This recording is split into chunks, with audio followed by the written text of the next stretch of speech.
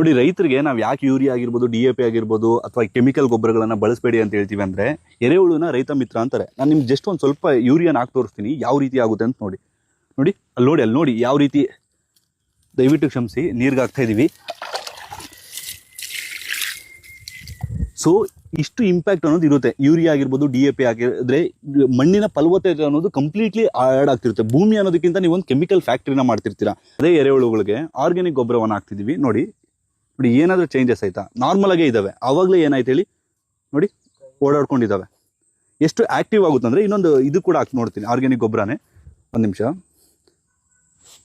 ನೋಡಿ, ಆರಾಮಾಗಿ ಅದ್ರ ಪಾಡ್ಗೆ ಅದಿದೆ. ಇವು ಯೂರಿಯಾ DAP ಹಾಕೋದ್ರಿಂದ ಈ ರೀತಿ ಎರೆಹುಳುಗಳೆಲ್ಲ ಸಾಯ್ತಿರುತ್ತೆ. ಸೊ ಅದಕ್ಕೆ ಹೇಳೋದು ರೈತರಿಗೆ, ಆದಷ್ಟು ಆರ್ಗ್ಯಾನಿಕ್ ಗೊಬ್ಬರಗಳನ್ನ ಬಳಸಿ.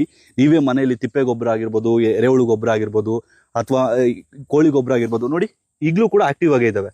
ನೀವು ನೋಡಿ ಆ ಮಣ್ಣು ಇದ್ರೊಳಗಡೆ ಹೋಗ್ತಾ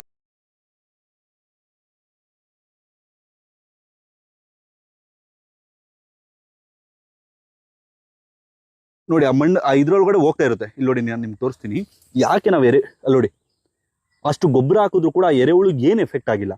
ಅದ್ರೊಳಗಡೆ ಇನ್ನ ಒಳಗಡೆ ಹೋಗ್ತವೆ. ಎರೆಹುಳುಗಳು ಆಹಾರ ಸಿಕ್ಕಂಗೆ. ಇವು ಆರ್ಗ್ಯಾನಿಕ್ ಗೊಬ್ಬರ ಅನ್ನೋದು. ರೈತ ಮಿತ್ರ ಅಂತ ಎರೆಹುಳನ್ನ ಸುಮ್ಮನೆ ಕೊರೆಯೋದಿಲ್ಲ.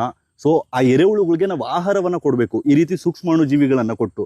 ಆದ್ರೆ ನಾವೇನ್ ಮಾಡ್ತಿದೀವಿ, ಅದನ್ನ ಸಾಯಿಸ್ಬಿಟ್ಟು ಭೂಮಿಯನ್ನ ಒಂದು ಕೆಮಿಕಲ್ ಫ್ಯಾಕ್ಟರಿಯಾಗಿ ತಯಾರು ಮಾಡ್ತಿದೀವಿ. ಆದಷ್ಟು ಹೊಲದ ಸುತ್ತಲೂ ಕೂಡ ಗ್ಲಿರಿಸಿಡಿ ಆಗಿರ್ಬೋದು, ಅಗಸೆ ಆಗಿರ್ಬೋದು, ನುಗ್ಗೆ, ಆ ರೀತಿ ಹಸಿರೆಲೆ ಗೊಬ್ಬರಗಳನ್ನ ತಯಾರು ಮಾಡ್ಕೊಳ್ಳಿ.